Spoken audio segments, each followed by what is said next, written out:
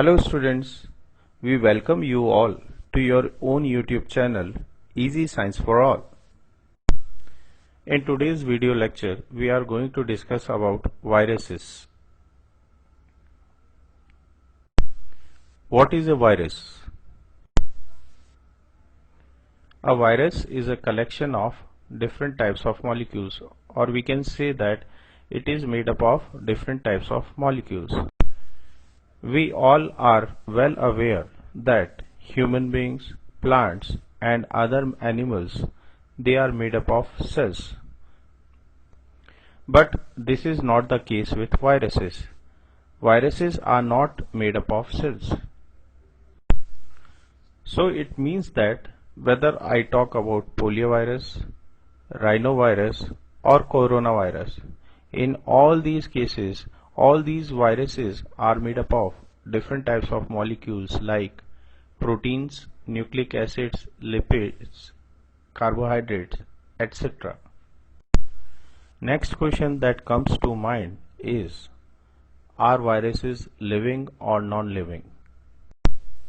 Frankly speaking, microbiologists are not unanimous on this.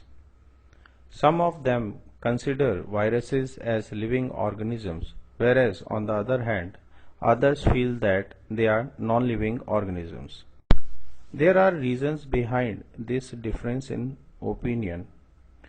When viruses are not inside any host cell, they do not show any kind of movement in them like a living organisms. But as soon as they enter inside the host cell, they show all the characteristics of life.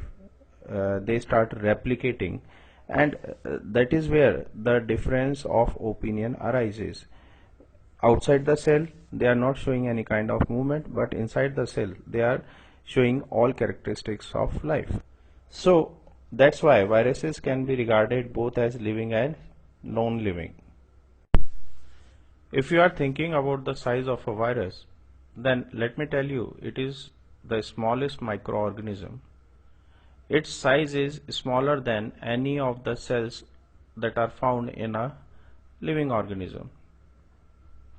It is so small that you cannot see it with an ordinary light microscope. For that purpose, you need to have an electron microscope so that you can view them or see them. Now there is an assignment for you, and the assignment is like that. You will search the World Wide Web, that is the internet, for electron microscope and light microscope, and you will see how they look like and how do they function. DNA and RNA are two different types of nucleic acid. We humans have both DNA and RNA, but when we look at viruses, you will find that they either have DNA or RNA, but not both of them. This DNA or RNA in a virus is surrounded by a structure made up of protein, and that structure has been given a specific name known as capsid. If we talk about the habitat of virus, that is the natural home or environment where they are normally found, so you'll find that they are found in air, they are found in water, they are found in soil, and as well they are found in different types of living organisms including human beings. So these are different living organisms where they are found.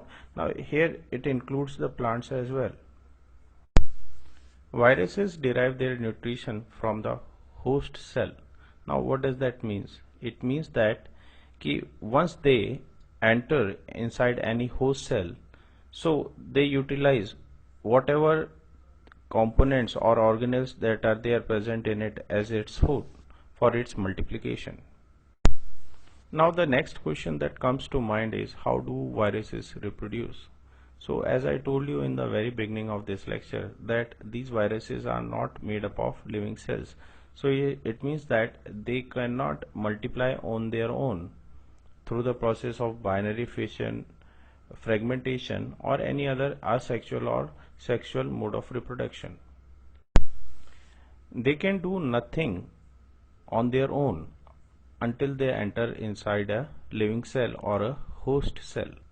That is, they can't reproduce on their own without a host cell. But once they enter inside a host cell, they start multiplying, or we can say replicating themselves by utilizing whatever resources are there inside that host cell. And often during this process, viruses kill the host cell and cause a lot of damage to the host organism, as is clear in the case of coronavirus. So that's it for today. But before we leave, here are some science bits for you.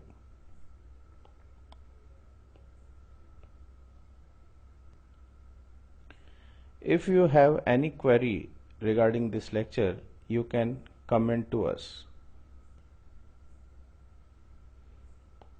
Thank you.